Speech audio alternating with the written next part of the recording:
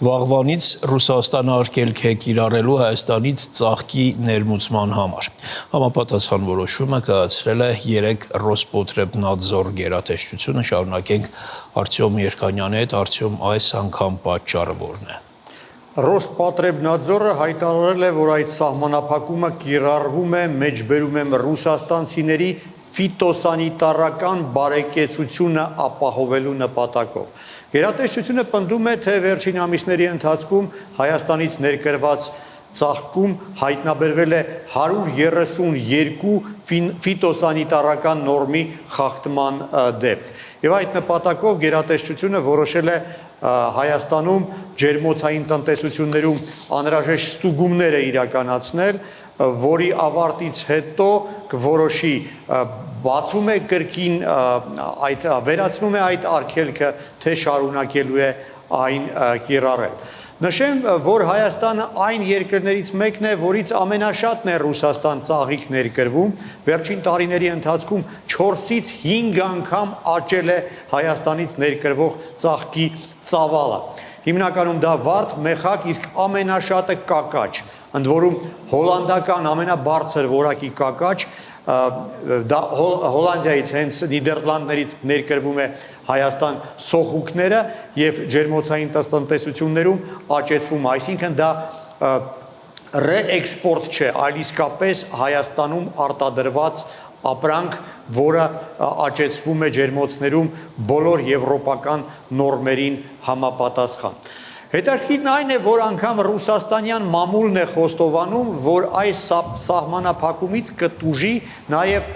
ռուսաստանցի սպառողը։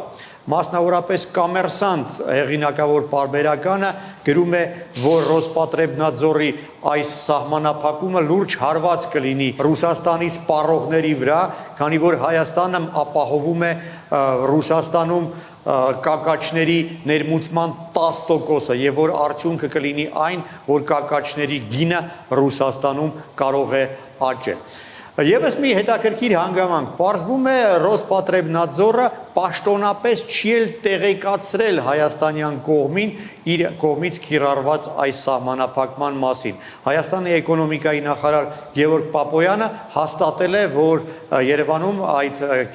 սահմանափակման կիրառման մասին իմացել են մամուլից, բայց հաստատել է նաև այն, որ Հայաստան են ժամանել Ռուսաստանից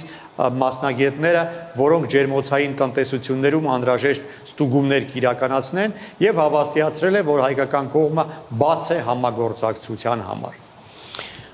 Լավ, ծաղկը մի կողմ, այլ ապրանքատեսակների համար էլ Ռուսաստանում արգելքներ են կիրառվում։ Վերջին ամիսներին, իսկ ավելի շատ հենց վերջին շաբաթների ընթացքում ավելի է խստացվել Հայաստանից ներմուծվող ապրանքների նկատմամբ անհրաժեշտ ստուգումները եւ որոշակի լուրջ սահմանափակումներ են կիրառվում, որոշ դեպքերում անգամ ապրանքատեսակների արգելքներ։ Դա մասնավորապես ձկան վրա է տարածվում, իշխան ձկան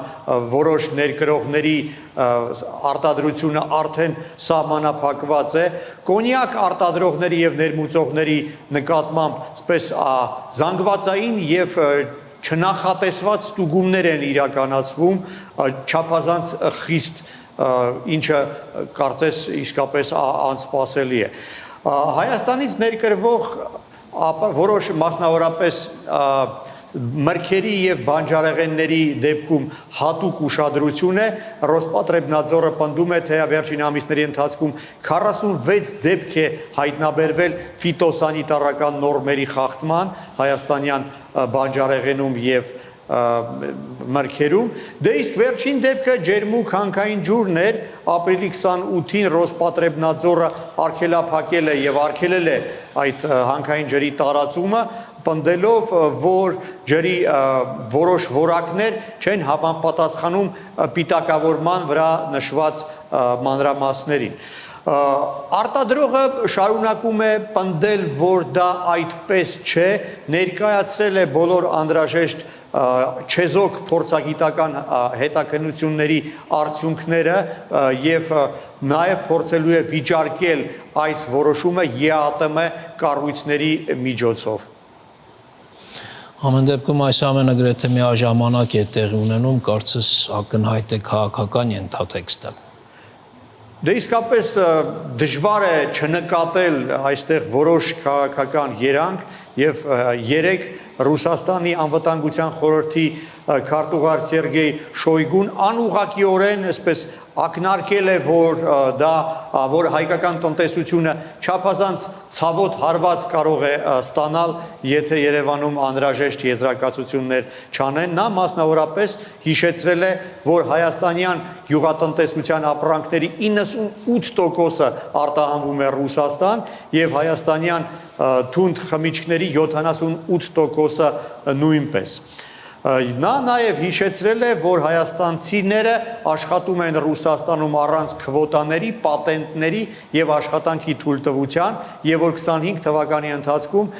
հայ գաստարբայտերները Հայաստան են ուղարկել Ռուսաստանից 3 միլիարդ 900 միլիոն դոլար։ Ակնարկել է, որ այդ ամենից Հայաստանը կարող է զրկվել, եթե անհրաժեշտ եզրակացություններ չանի։ Հասկանալի է, Արտյոմ, շնորհակալություն։